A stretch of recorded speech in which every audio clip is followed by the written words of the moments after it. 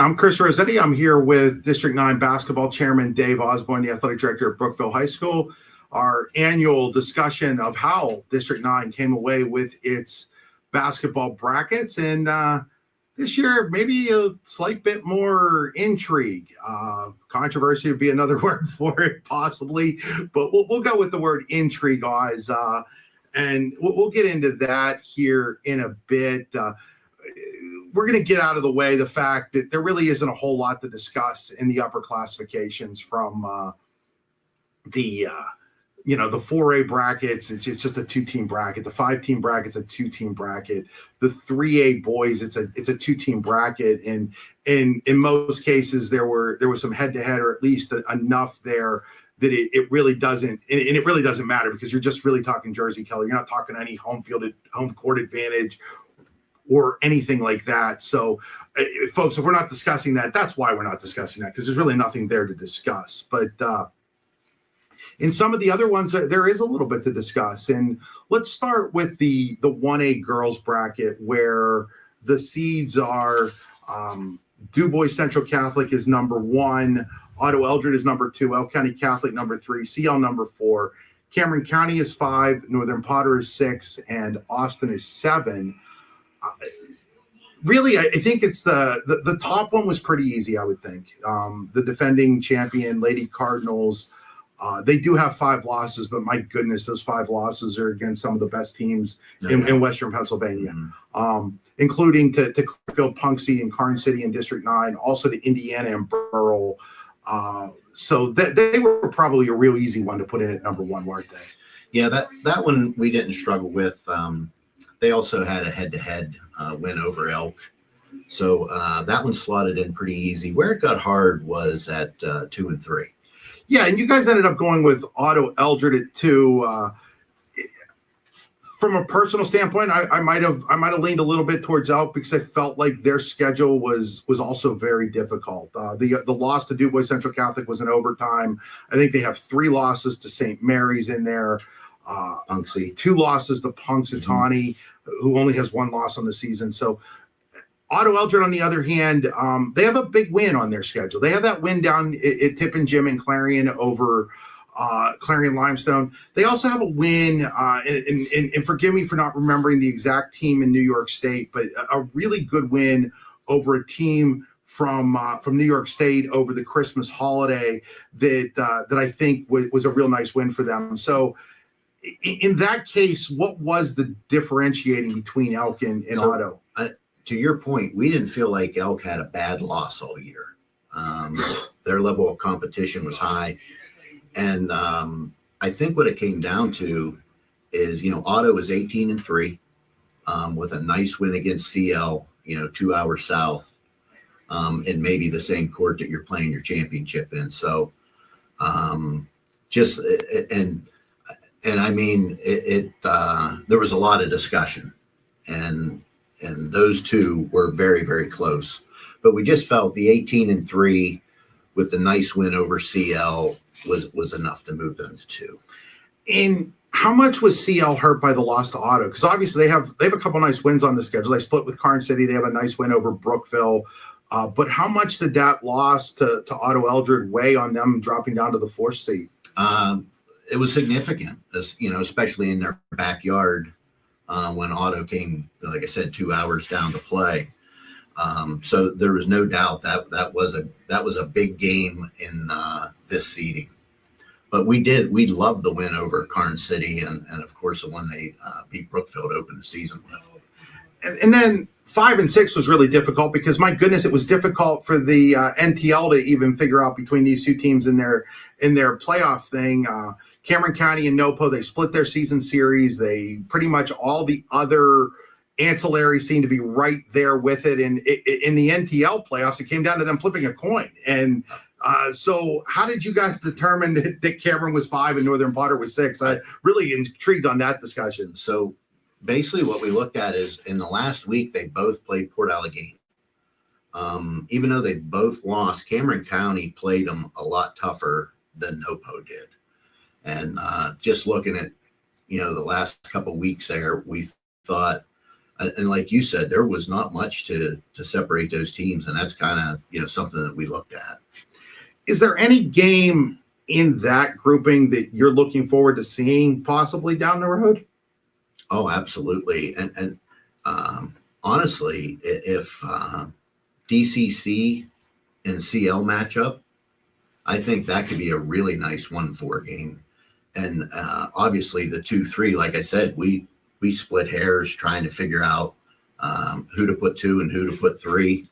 So, if that bracket would go chalk, I love that semifinal. Staying on the girls' side, the 2A girls bracket would seem to have been a fairly easy one to seed. It's only had 4 teams in it. Keystone gets the 1, King gets the 2, Port Allegany gets the 3, and Brockway gets the 4. Head-to-head had to help out a lot there. You had a win by Keystone over Kane. You had a win by Kane over Port Allegany. You just said it all. Those were by far the biggest factors. Keystone has a couple other really nice wins. Brookville, Red Bank, Montauk. So, and like you said, Keystone beat Kane and Kane beat Port, and that just kind of set that bracket up. Yeah, and again, we're not talking anything more really here in that Kane Port thing other than Jersey Keller again. And if Port feels that it should have been the 2, then it's going to go out and win that game. Sure. So I don't think there's a lot of controversy there.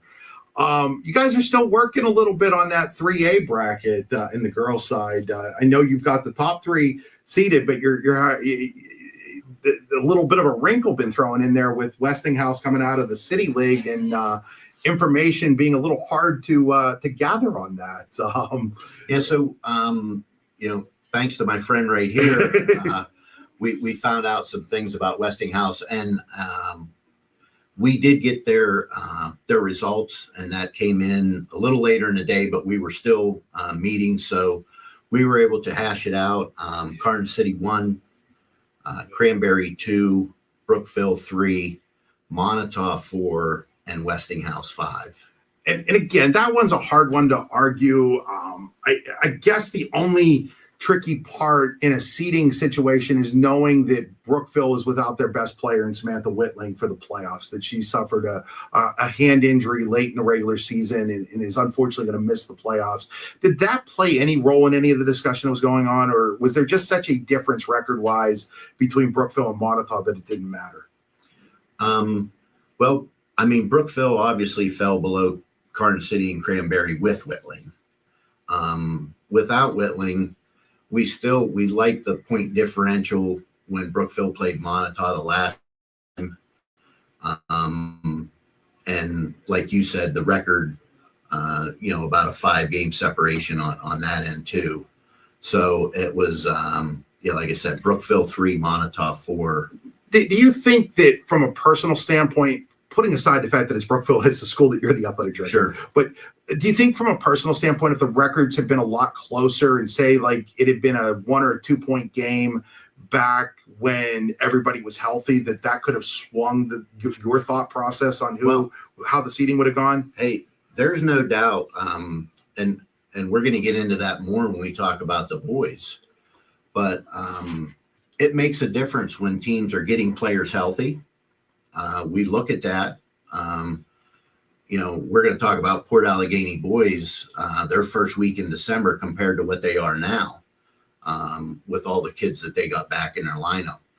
And unfortunately, you do have to look at cases where teams lose players as well. So it's the ebbs and flows. And in this case, we didn't think it was enough to swing those 2 teams. How hard is it when you're trying to figure out a Westinghouse, when you get into these sub-regionals and, these teams don't play each other at all? And how nice would it be if maybe a Westinghouse or somebody out of the City League or somebody out of District 9, knowing that the City League was part of it, how nice would it be if those teams scheduled each other in the regular season? Well, this is our first year that we've ever had to seed somebody out of the district, because last year they didn't have an entry. And it's really hard to answer your question. A lot of times, you're getting down to somebody's third cousin to fit, into teams like Cockerton to come up with some rationale. And it's not easy because their schedule is it's pretty enclosed in the city there. They don't, no common opponents. Anybody who knows my thoughts on this know that I'm a big proponent of 6 classifications. I think that it's doing exactly what it should be. I know there's some media members over in District 10 that hate it completely, but I think that what it has done is it has opened up opportunities for small schools in both District 9 and District 10 to compete for state championships that otherwise wouldn't exist.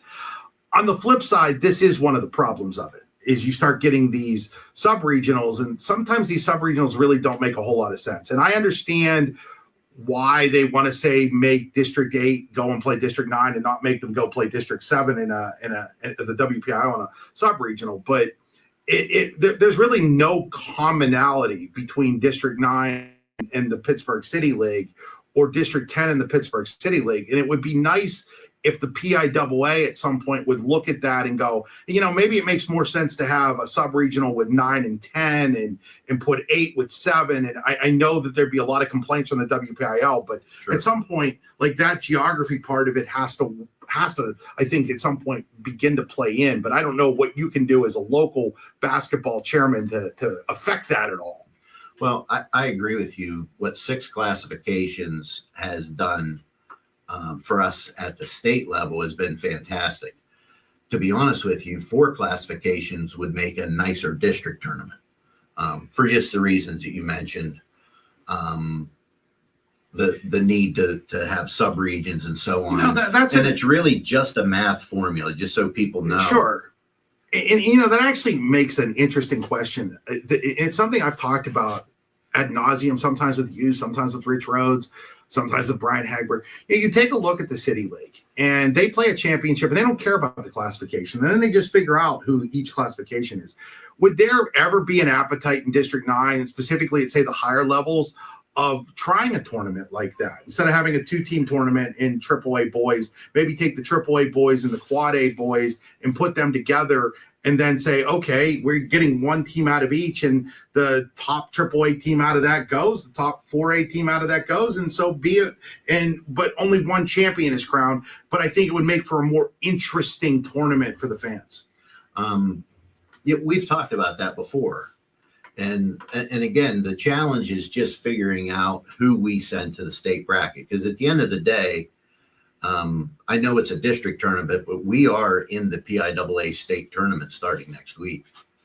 And so finding the perfect way to send your best 3A or 4A team into the bracket would be the challenge. But no doubt it would be interesting, because who wouldn't want to see Du Bois play Clearfield right now? Oh, yeah, that'd be a lot of fun.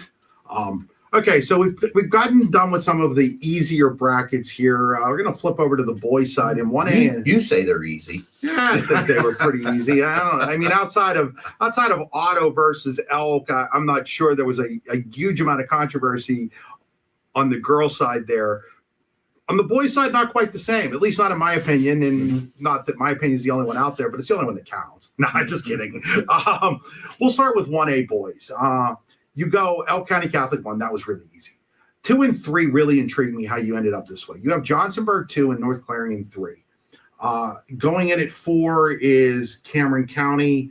At 5 is Otto Eldred, the defending champion. 6 is Oswego Valley. 7 is Northern Potter. Reason I say 2 and 3 intrigue me is looking at it over the last couple of weeks, I felt like the body of work from North Clarion, the schedule that they played, was a little stronger than the schedule that Johnsonburg played. I'm very concerned about Johnsonburg going down and losing by 22 on a Tuesday night to Red Bank Valley, where it wasn't like it was a back-to-back or anything like that. They also went and lost, I think, by 9 or 10 to Cranberry. These are teams that North Clarion played a lot closer than Johnsonburg did. So what was the rationale at the end of the day of putting Johnsonburg ahead of North Clarion? So to your point, it was difficult, and it was a lot of discussion. We liked we like to have a head-to-head win over Cameron County. We thought that was a nice win for them. And they also had a 4-point loss to Elk County. And we thought, compared to a lot of the other teams that have played Elk, that was actually a really good result. North Clarion, to your point, had a 3-point loss to Cranberry, who I saw 2 weeks ago. They're fantastic. They're a really nice basketball team. And they had wins over Keystone, CL, and Karn City. But I think when we talked about it, we felt like if Johnsonburg and North Clarion swap schedules, we felt like the records would be very similar. I can buy that, which is, I guess, why I go back to the idea. And, you bring up Cameron County, and that's a fair point. But Cameron County went down and lost by double digits to Clarion Limestone. Mm-hmm. And so, like, if we're gonna talk about good losses versus bad losses versus whatever, sure, or we're gonna start going down that path, then when you take a look at the terrible loss, and that was nothing more than a terrible loss by Johnsonburg to Red Bank Valley. I mean, they go down there and they lose by 22. And then, okay, they have a 3-point win over Cameron County, but the same Cameron County team that loses by 13 to Clarion Limestone, who North Clarion beats. I feel like in some cases here that there was a little bit of a legacy versus newcomer thing. North Clarion's more of a newcomer in here, and Johnsonburg is more of a legacy program. And look, it's a great program. Don't get me wrong. And look, I think that if that game gets played 10 times, it's probably 5-5. And I don't think you get much argument from the committee on that. Like I said, we really beat that around. I would have loved if North Clarion could have split with Red Bank. That would have really made life easier because you'd have had something to really chew on there. But I guess the good thing in all of this is that it ended up being a 7-team tournament. So I think it would have been a much bigger deal if it had ended up. We thought at first it might only be a 16 tournament, right, and then somebody was going to get a bye into the state playoffs. Mm-hmm. I think the fact that they both have to play a first-round game placates me a little bit more on that one than it would have been if it was a 16 tournament. I think there's a little less controversy. They're both going to get an opportunity to have to play their way into the state tournament now, mm-hmm, and I think that's a fair assessment of it. If they both take care of business, and they don't have easy games, mind you. Oswego and Northern Potter aren't necessarily give-me's here for them. But if they can take care of business, then they're going to make all the argument of it moot because they're going to play each other. Mm-hmm. And the winner's going to go to the championship game and the loser's going to be in the state playoff still. But again, they have to take care of business. The Cameron County, I would imagine that the loss to CL, makes them fall behind North Clarion in that case. It did. And, Cameron County, to their credit, beat the teams that we would expect them to beat. And really, they had a head-to-head loss to Johnsonburg and then a loss to CL, where North Clarion has a win against CL. So that kind of is the rationale to put them 4 behind those other 2. And then Oswego and Northern Potter, I'm pretty sure Oswego beat them twice, right? Yeah, and one was pretty convincing. I'm not sure if it was a mercy rule, but it was certainly the second one. I watched the ending of the second one. The second one was a fantastic game, and there was an interesting call at the end of it that where the ball missed the free throw missed everything, or they thought it missed everything, and it was and a whistle was blowing, and at the end of the day they went to last possession, which was the team that was shooting the free throw, and so that team, which was Oswego, got the ball back. It was really an interesting. I'm not saying it was a badly called ending. I'm just saying it was an interesting. It was an interesting ending, one that you don't generally see very often, like where a guy where they thought the official thought he missed the rim, and maybe they got together and decided it hit the rim, so now they had an inadvertent whistle. And so those two teams were, at the end of the year, I guess all I'm trying to say, those two teams were that close in a game. And I'm actually glad to see Northern Potter go, because I had originally heard that there was a chance they might not go because they lost that game, and it was such a nip and tuck game, and then it had that weirdness to the end of it. Some people would call it controversy to the end of it. Well, but you and I have talked that sometimes school administrators that have this rigid 500 policy don't take into account weird, the wacky that can happen, canceled games and all the things. And so I think we're playing 4 games in 5 days or something like that. You know, there are definitely things that if you get too rigid with the idea that you have to be 500, then I think that you may lose out on teams. Not that anybody's going to sit here and make an argument that Northern Potter is going to win single A, but you want to see those kids get that opportunity to do. Sure. And in between Oswego and Cameron, we have Otto. And Otto. And I guess I didn't get into that one yet, I guess, because Otto, the defending champion, they started out the year so strong. But the second half of the season, they haven't played all that well at the end of the day. They have some losses in there. I think they've got 1 or 2 to Cameron County. Well, that was the big thing, is the 2 losses to Cameron County now puts them, behind Cameron, and as high as we could go with Cameron was 4. So now the interesting thing there is I don't think either of those games were real blowouts. I think they were both really close games. So it'll be an interesting 4 or 5 games. Nobody's signing up to say, "Hey, I want to play Otto." Yeah. So that they're a strong 5 seed. And Elk was an easy one there. It was only losses to Du Bois. Class of the field. And maybe if we were even seeding the entire district, even though they're a single A school, could have been a strong argument to be won. And then we go to double A boys, and this is probably where me and the committee is going to disagree the most. The committee went with Clarion 1, Montauk 2, Red Bank 3, Port Allegheny 4, Coudersport 5, Keystone 6, Kane 7, and Brockway 8. I'm not sure there's one of those seats that I 100% agree with. It was tough. There's no question. And you want to start with the top? Yeah, let's start at the top. And I feel like the committee is disrespecting Montauk's win over Clarion just last week. And I know what the argument's going to be, Oz. I know you're going to sit here and you're going to tell me, well, the game was at Montauk. It was a close game. And my point would keep coming down to they had basically the same record. I think they were both 15-6. I think it's just one game different. Maybe Montauk needs to play one more. Yeah, or they had one canceled on them. Yeah. I think they had one. They were supposed to play Johnsburg and it got canceled. Okay. So we'd like to have seen that. Yeah, we'd like to have seen that game, right? So we have basically the same record. Mm-hmm. We have a head-to-head.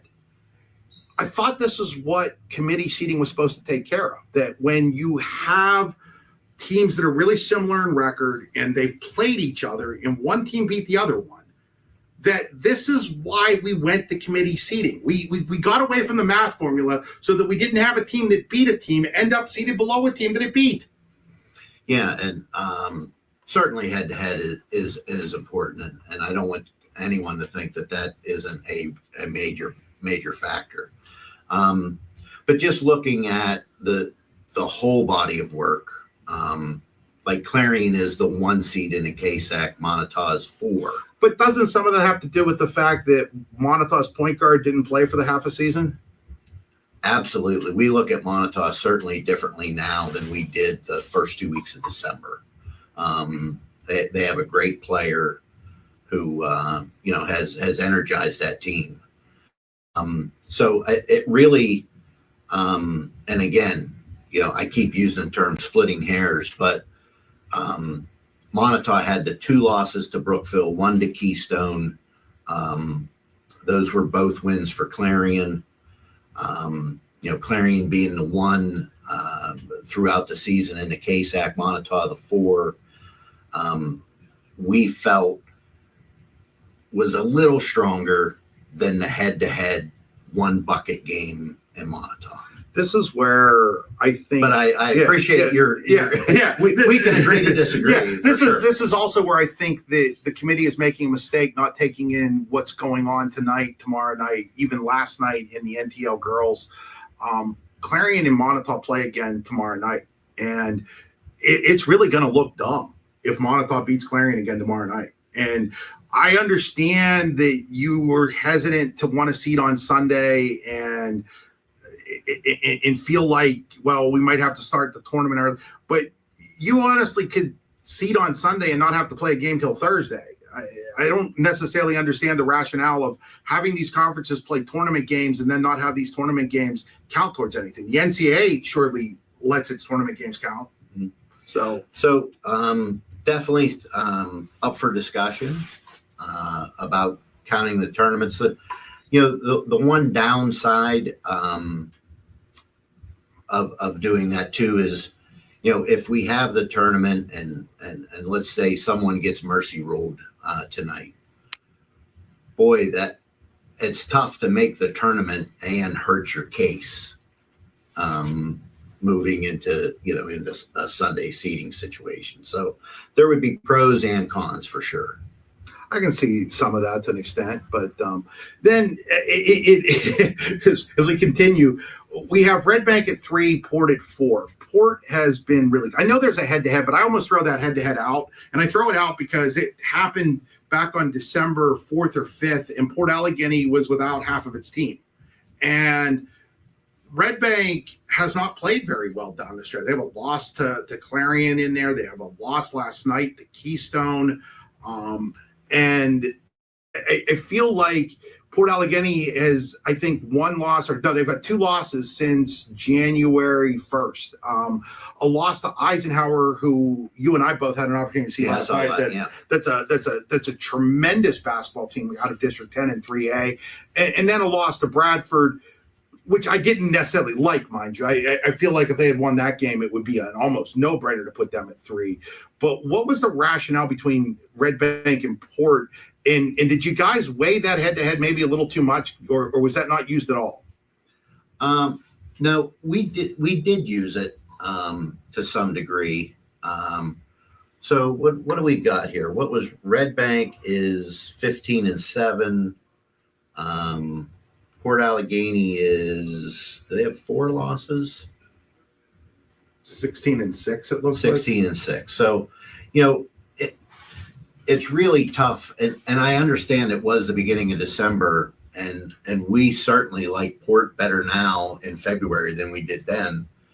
But it's really tough when the record is 1 game apart with a 20-point loss. Yeah, but does it matter that half of Port's team and at least 3 starters didn't play in that game? It does. Like, I mean, the next day Port lost to Du Bois Central Catholic, which on the face of it would be an awful loss for them. But they played with 1 starter in that game. So, again, I feel like we're missing the point of why we have a committee doing the seating now when we don't look at those type of things and say, hey. Well, the other thing that I think that is important is Mr. Huffman and Mr. Wagner were playing football late too. Maybe not as late as Port was, but they were playing late too.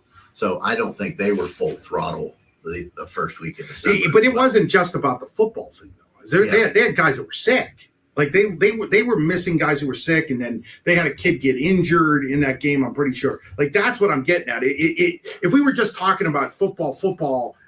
I wouldn't have as big of an argument here. My issue is they literally didn't have the availability of players versus that. We and again, it was in December, but the loss to Du Bois Central, even though you're missing some starters, we're hoping 4 of them. But we're hoping even a team missing starters would be able to pull that game off. If your team is deep, which it's going to need to be. So would we make the argument then last year that our district champion, our state semifinals, Otto Eldred, if you had taken Landon Francis, Sheen Thomas, and Manning Splain off of that team in a game and put in JV kids, do we think they're really winning that game against Du Bois Central Catholic? Like that's the argument I'm making. No, I think they did do that last year a couple times. I don't know. That's just. I know they played down guys.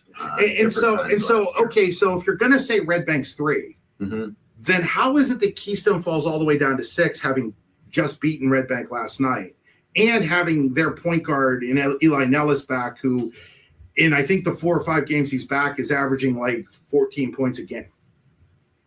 So. Keystone was certainly hurt just on, by having 11 losses.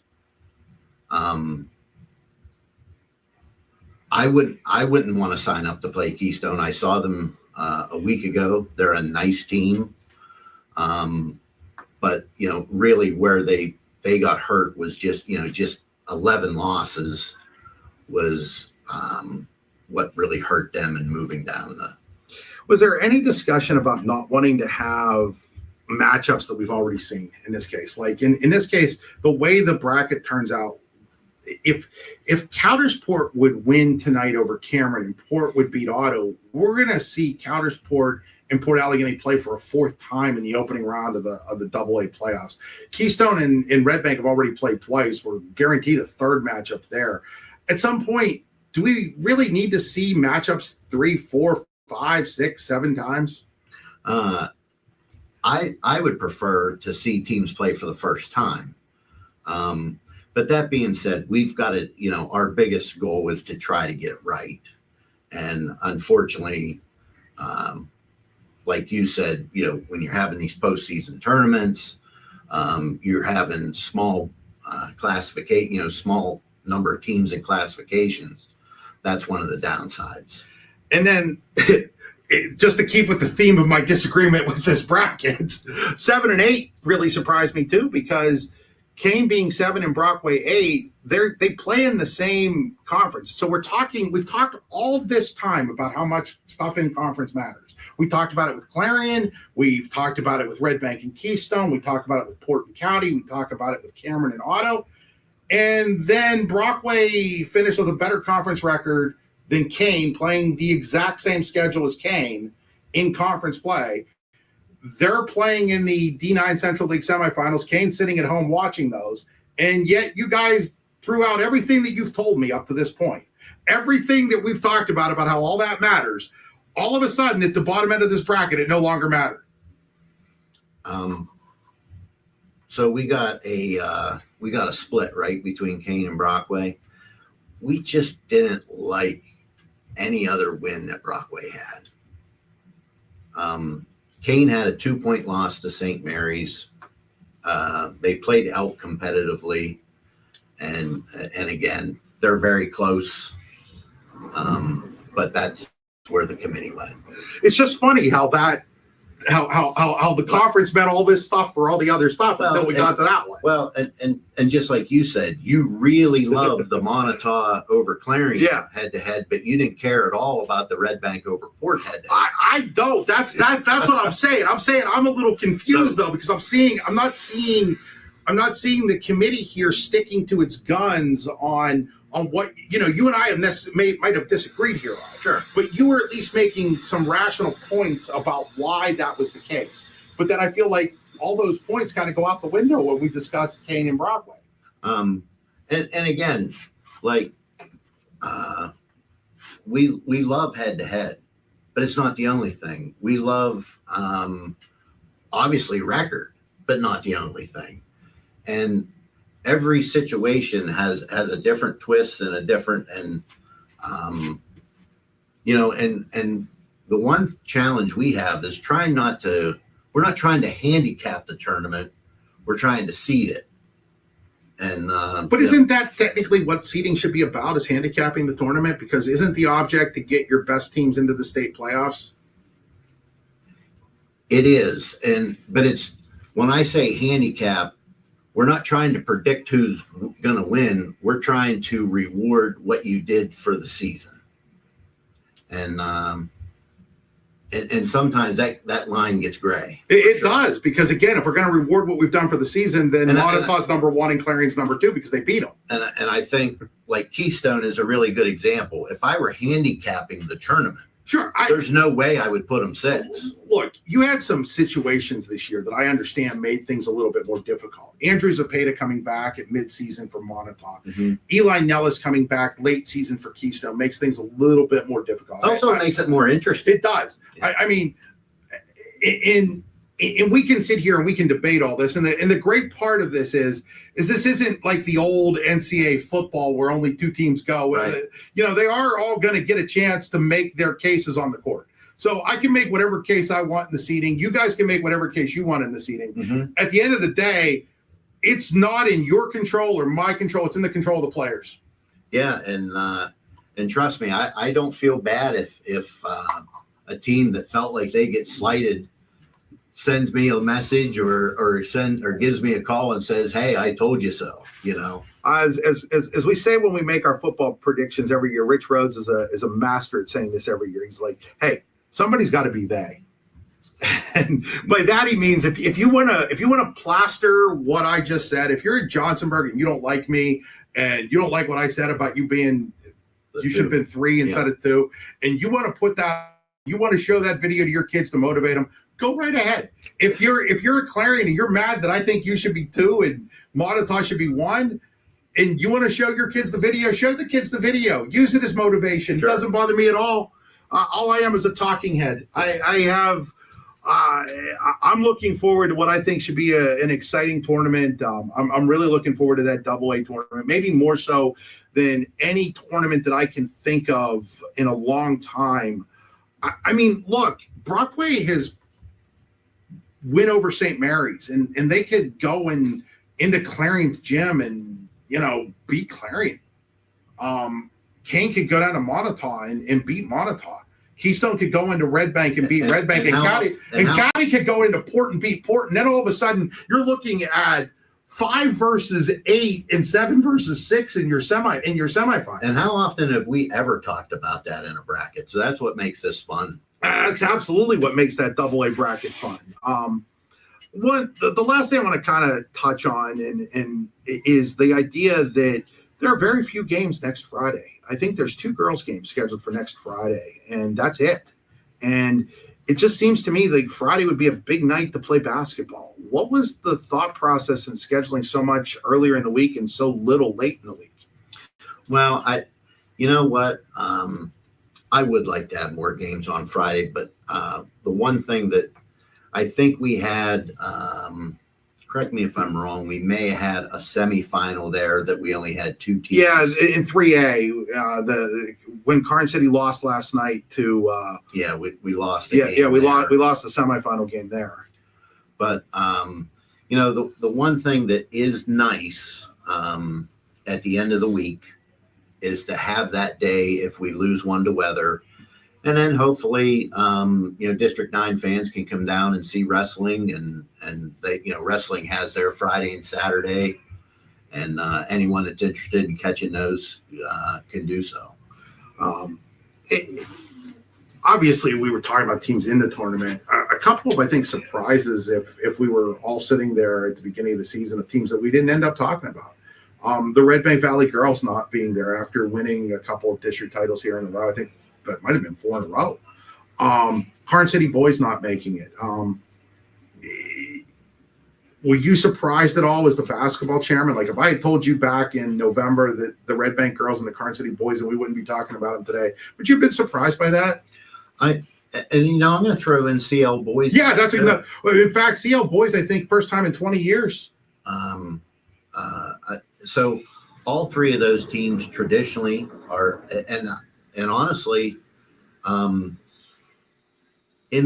these brackets, I don't think anyone would have wanted to sign up to play them. No, I don't think so at all. And it just there's a lot of nights CL boys going to have the best player on the floor. I think that what you're seeing in these brackets this year is the parity that was District 9. And the fact that some of those teams that we're talking about didn't make it also comes back to the parity that was District 9 this year in the regular season. I'll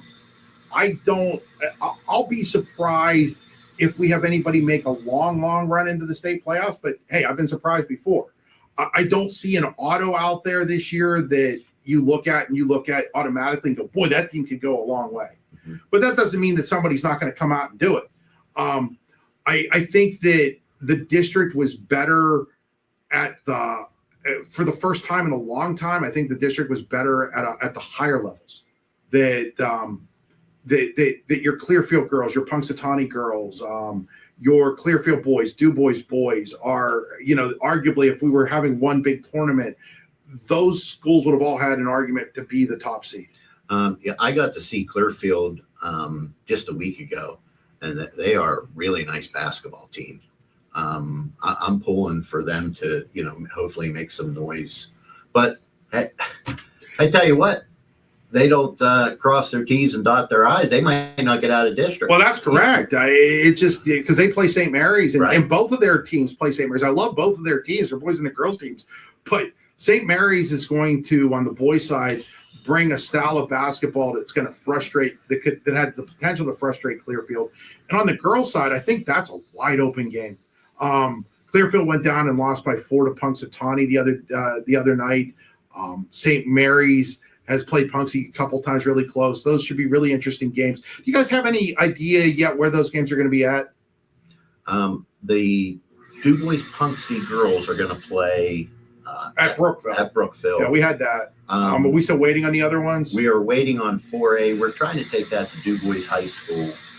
That would be Tuesday the 24th. But just they're double checking their facility. Well, and that brings us into another thing, because people complain all the time about where games get played and Sure. stuff like that.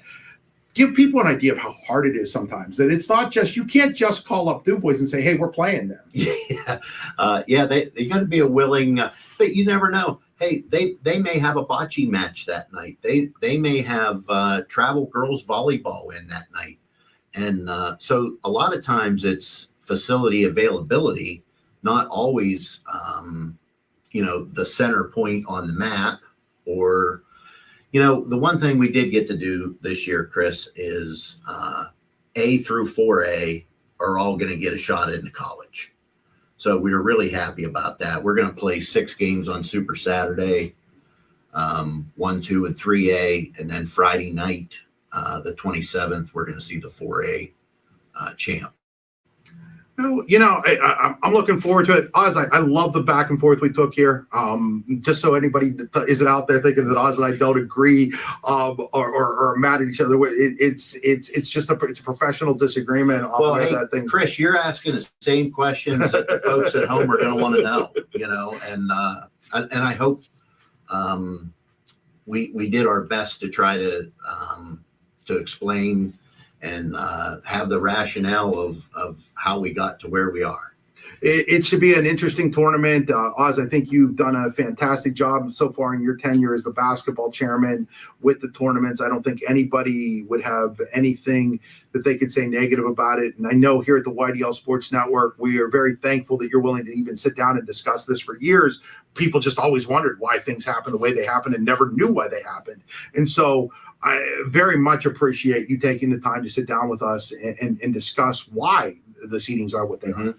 And appreciate you taking the time. And Chris, we talk a lot of basketball, and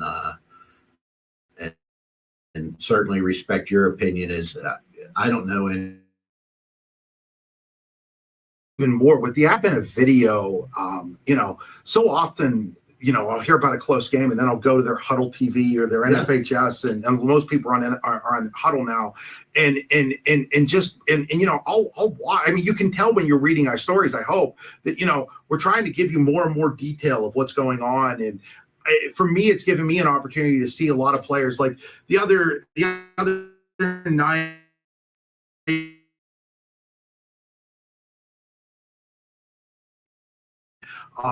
I felt like I knew Ev, even though I'd only ever watched him play once, because I've watched so much video of him playing. Mm-hmm. And in the same way, when I went over and covered a game at your place against Clearfield and talked to Parker Collins from Clearfield afterward, and I felt the same way. It was like I probably know more about these guys than they know about me, because I'm watching so much film now. It's anybody who's a basketball junkie and a high school basketball junkie, this is the best possible time in the history of high school basketball to be that, because you can see so much, whether it's Explore Clarion or ourselves or the Hound or the guys up at the Gator Network or over in District 10, the folks at Sports Radio 96.7 or Deej Experience, or the guys over at Cool Radio. The ability to just have the broadcast out there just by people like us is so great, but the ability to even watch if nobody's doing the game at Brookville, you've got your huddle that I can just go on and watch the game from. I might not get any commentary, which I prefer, but I can still watch the game, still watch what happened. Watch what happened last night with Keystone and Red Bank at the end of the game because of Keystone's huddle TV. And it's especially if there's a buzzer beater. Yeah, if there's a buzzer beater, you want to get on. You only got to watch 5 minutes. Yeah, it's such a great time to be a high school basketball fan in that regard, and I think that that part of it is really awesome. Well, our kids in District 9, I hope you know how fortunate you are to get the coverage that you do. I've had other districts when we get into the state playoffs that come in here and they're so appreciative of some of the coverage that we do here. They don't see in their district. So appreciate it and know that we're watching. Everyone's watching. And I know we're all looking forward to another great day of Super Saturday, February 28th. One price gets you all 6 games, $10. Yeah, come in. We're going to start at 11 o'clock. We're hopefully going to end before 11 o'clock, and we're gonna play 6 games. Yeah. And students know that we're going to give away a TV again. We've partnered with District 9 to give away a TV. So make sure you get there early, get your tickets to win that TV. Who was our winner last year? Was it a young kid from Clarion? I think so. Oh, he buried a 3 at the buzzer. It was fantastic. Yeah, so that made my day. Well, thanks for joining us here to discuss this, and good luck with the tournament. Thank you. Appreciate the time.